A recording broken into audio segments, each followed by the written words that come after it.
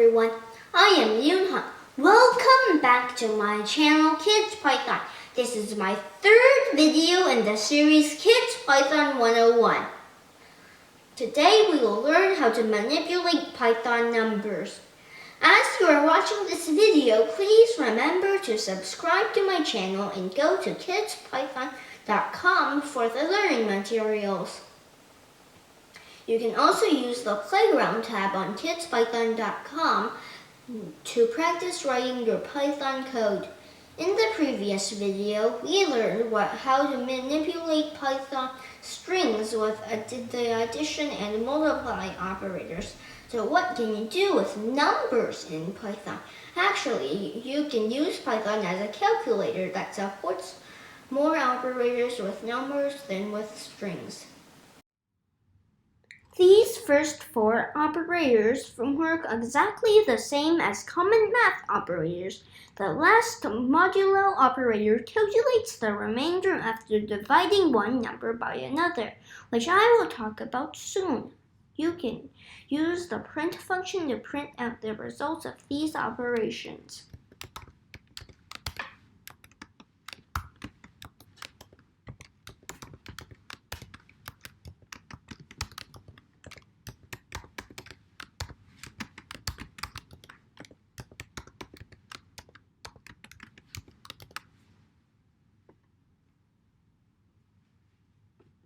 For more complicated operations, you can use parentheses to group sub-expressions.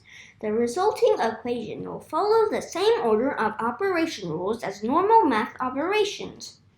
As a quick quiz, can you tell me what will be printed out with below operations using parentheses? The results will be 20, 20, and 4 respectively. These expressions work exactly the same as math equations.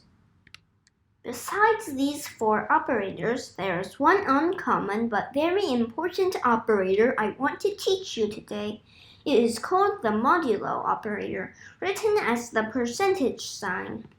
The modulo operator returns the remainder after dividing one number by another, and it is a very useful operator in all programming languages. Equation 10 mod 7 equals 3 because 10 divided by 7 equals 1 with the remainder as 10 minus 7 times 1 equals 3. In Python, print 10 mod 7 will print out 3. And use the modulo operator to calculate the days of a month. For example, if the third day of a month is Wednesday, you will know that the 10th, 17th, and 24th days of that month are also Wednesday because of the below facts. Each week has 7 days. 3 mod 7 equals 10 mod 7 equals 17 mod 7 equals 24 mod 7 equals 3. Since the remainder is the same for these dates, they must be the same day of the week. Modulo operator can be used in many other places. For example, determining if a number is odd or even. I will talk more about in future lessons. Now let's compare what we learned about strings and about numbers. Do you still remember what's the key requirement for defining a string? Right, you need to put the string in a pair of quotes. Try to tell me what's the difference between the two lines of code below.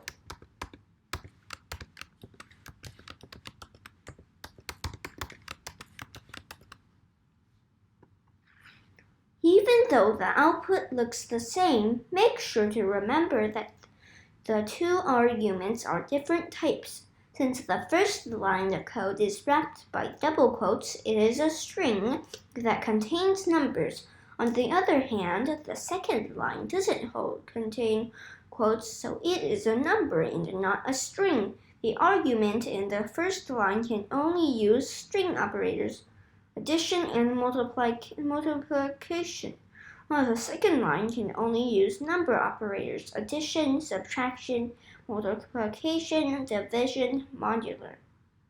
Try to execute below lines of code and find the differences. The string operations in the above example will print 2020 as a string because it is adding the content of the string 20 to the first string 20. The results of the math operations in the above example will print 40 as a number. There is a big difference between the string and number arguments. You always need to be clear on which types of argument are in use. Thank you for watching today's video. I hope you enjoyed it and learned a little about how numbers work in Python. I will see you in the next video. Don't forget to subscribe and hit the notification bell so you'll know when I post.